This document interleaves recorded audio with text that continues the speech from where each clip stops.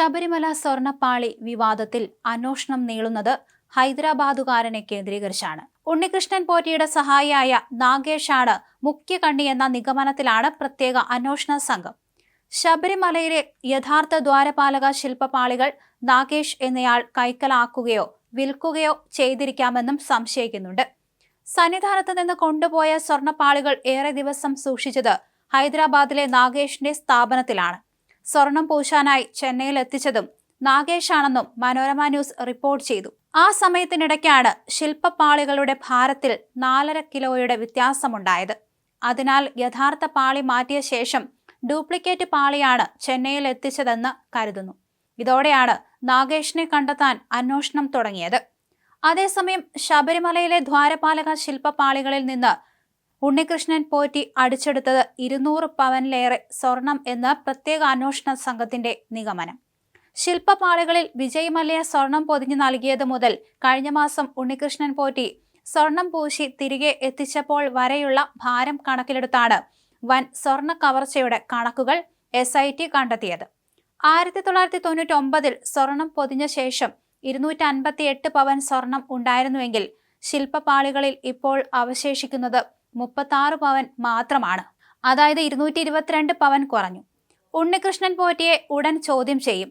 പ്രത്യേക അന്വേഷണ സംഘത്തിന് നേതൃത്വം നൽകുന്ന ADGP H വെങ്കിടേഷ് ഇന്നോ നാളെയോ സന്നിധാനത്തെത്തും. 2019-ലും 2025-ലും ഉണ്ണികൃഷ്ണൻ പോറ്റി ചെന്നൈയിൽ എത്തിച്ച് സ്വർണം പൂശി തിരികെ കൊണ്ടുവന്നപ്പോഴാണ് ഇത്രയും സ്വർണം കുറഞ്ഞത്. ഇതിൽ സ്വാഭാവിക നഷ്ടമുണ്ടാകാമെങ്കിലും 200 പവനിൽ കൂടുതൽ കവർച്ച ചെയ്യപ്പെട്ടിരിക്കാമെന്ന് കരുതുന്നു.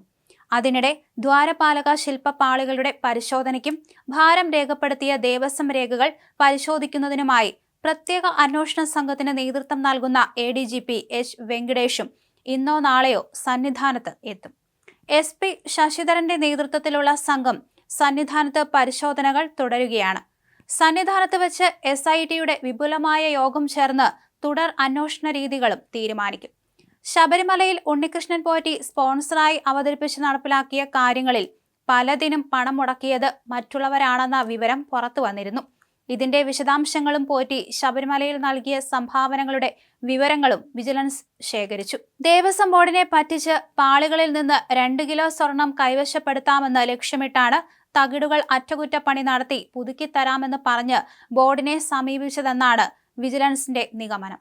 സ്പോൺസറായി നടത്തിയ എല്ലാ കാര്യങ്ങളും അന്വേഷിക്കണമെന്നും യഥാർത്ഥ സ്പോൺസറെ കണ്ടെത്തണമെന്നും ദേവസ്വം വിജിലൻസ് കോടതിയിൽ നൽകിയ റിപ്പോർട്ടിൽ പറയുന്നു. കേടായ വാതിൽ മാറ്റി പുതിയത് നിർമ്മിച്ച് സ്വർണം പൂശിയത് പോറ്റിയാണെന്നാണ് പറഞ്ഞിരുന്നത്. യഥാർത്ഥ സ്പോൺസർ കർണാടക സ്വദേശിയായ ബിസിനസ്സുകാരൻ ഗോവർദ്ധനായിരുന്നു. ശ്രീകോവിലിന്റെ കട്ടിളയിൽ പൊതിഞ്ഞ ചെമ്പുപാളികളിൽ സ്വർണം പൂശി നൽകി. ഇതിന് പണം ചെലവിട്ടത് മലയാളിയും ബംഗളൂരുവിൽ സ്ഥിര താമസക്കാരനുമായ അജികുമാർ. ഇക്കൊല്ലം ജനുവരിയിൽ അന്നദാനം, പടിപൂജ, ഉദയാസ്തമയ പൂജ, കളഭാഭിഷേകം, 2017 ക്ഷേത്രാലങ്കാരം, പടിപൂജ, മേളം തുടങ്ങിയ വഴിപാടുകൾ നടത്തി. 18ാം പടിക്ക് ഇരുവശവുമായി മണിമണ്ഡപങ്ങളും മണികളും നിർമ്മിച്ചു. അന്നദാന മണ്ഡപത്തിന് ലിഫ്റ്റ് പണിയാൻ 10 ലക്ഷം രൂപയും ഇക്കൊല്ലം ജനുവരിയിൽ അന്നദാനത്തിന് 6 ലക്ഷവും മകരവിളക്കിന് സംഭാവനയായി 10 ലക്ഷവും 2017 8.2 ലക്ഷം രൂപയുടെ ചെക്കും 17 ടൺ അരിയും 30 ടൺ പച്ചക്കറിയും നൽകി. പല സഹായത്തിന്റെയും യഥാർത്ഥ സ്പോൺസർ വേറെ ആരൊക്കെയോ ആണ്.